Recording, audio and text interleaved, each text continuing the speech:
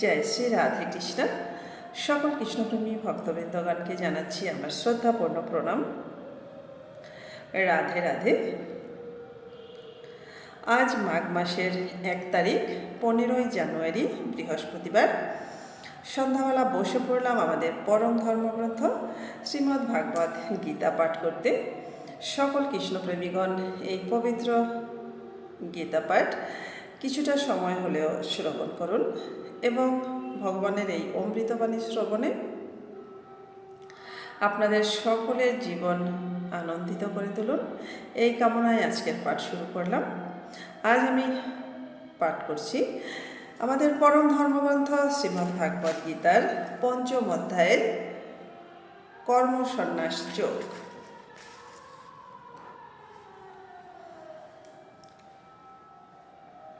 পরমেশ্বর ভগবান বললেন, কর্মসন্ন্যাস এবং কর্মযোগ উভয়ই মুক্তিদায়ক,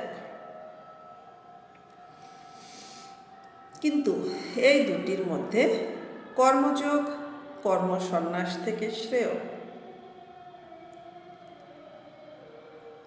সকাম কর্ম মানুষকে জড় বন্ধনে আবদ্ধ করে রাখে। জীব যখন তার শারীরিক সুখ স্বাচ্ছন্দ্যের মান উন্নত করার আশায় নানাবিধ কর্ম করে চলে, তখন সে নিশ্চিতভাবে তার কর্মের ফলস্বরূপ একটির পর একটি বিভিন্ন ধরনের দেহ ধারণ করে এই জড় জগতে ঘুরে বেড়ায় এবং তার ফলে তার জড় বন্ধন অনন্তকাল ধরে চলতেই থাকে।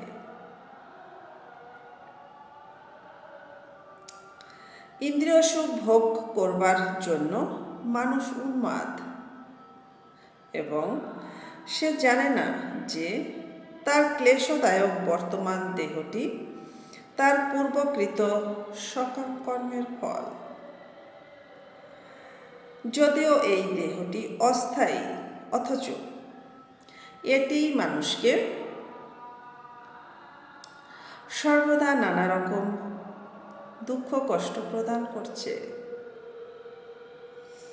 তাই জড় ইন্দ্রিয় সুখ ভোগ করবার আশায় কর্ম করা ভালো নয়। নিজের প্রকৃত স্বরূপ সম্বন্ধে যে মানুষ কখনো অনুসন্ধান করে না, তার জীবন ব্যর্থ বলেই বিবেচনা করা হয়।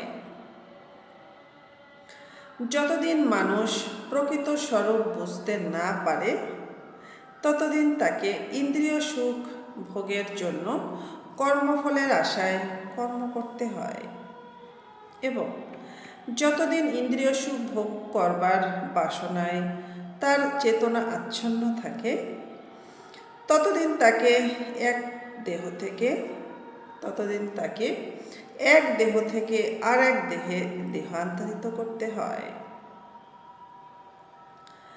অজ্ঞানতার অন্ধকারে আচ্ছন্ন মন সকাম কর্মে নিবিষ্ট হতে পারে, কিন্তু মানুষের কর্তব্য ভক্তিযোগে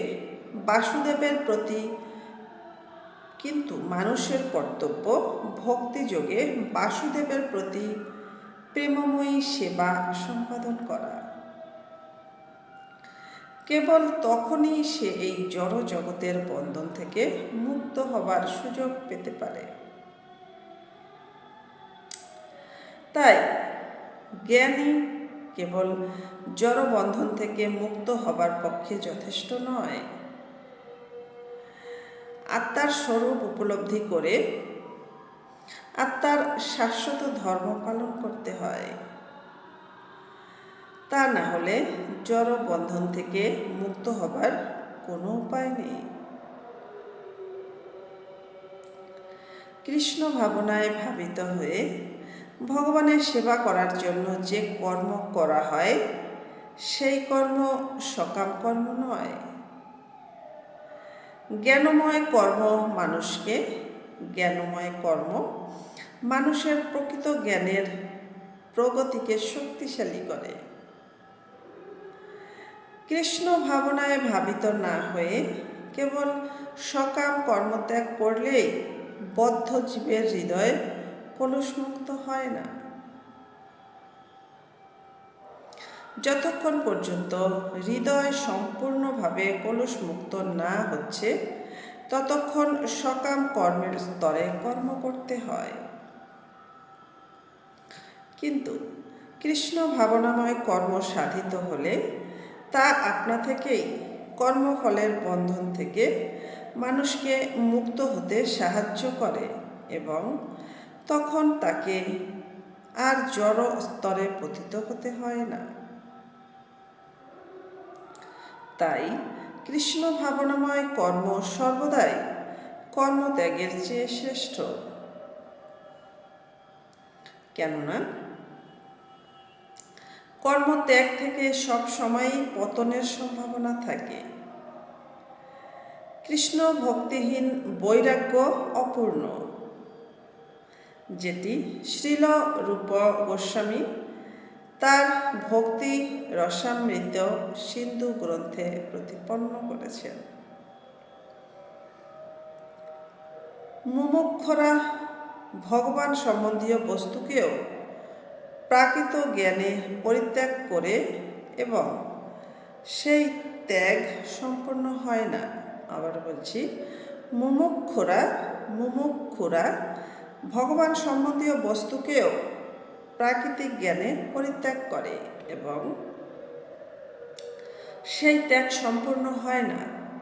এই ধরনের বৈরাগ্যকে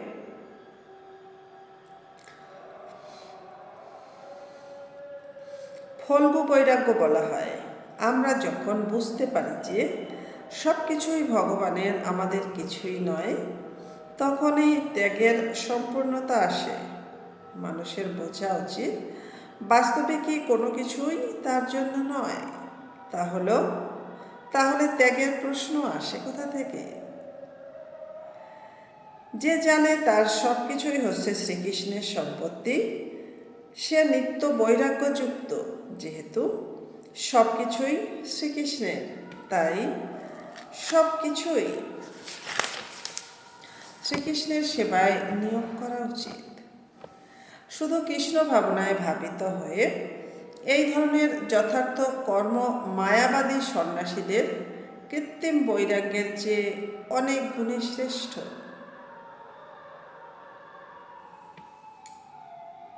হরে কৃষ্ণ।